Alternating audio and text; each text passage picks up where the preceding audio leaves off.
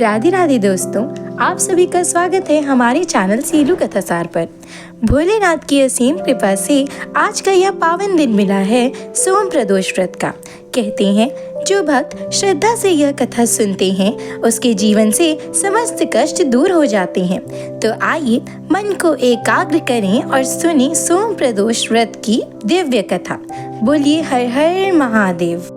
प्राचीन काल में एक नगर में एक ब्रह्माणी रहती थी। उसके पति का स्वर्गवास हो गया था। उसका अब कोई आश्रयदाता नहीं था, इसलिए प्रातः होते ही वह अपने पुत्र के साथ भीख मांगने निकल पड़ती थी। भिक्षादान से ही वह स्वयं व पुत्र का पेट पालती थी।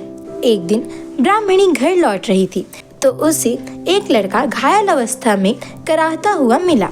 ब्राह्मणी दयावश उसे अपने घर ले आई। वह लड़का विदर्भ का राजकुमार था।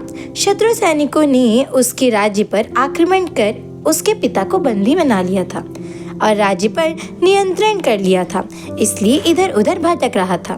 राजकुमार ब्राह्मण पुत्र के साथ ब्रह्माणी के घर रहने लगा।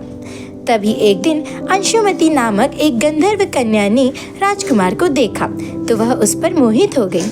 अगले दिन अंशुमति अपने माता पिता को राजकुमार से मिलाने लाई। उन्हें भी राजकुमार भा गया।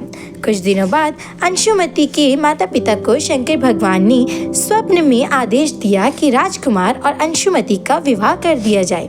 उन्होंने वैसा ही किया। ब्राह्मणी प्रदोष व्रत करती थी।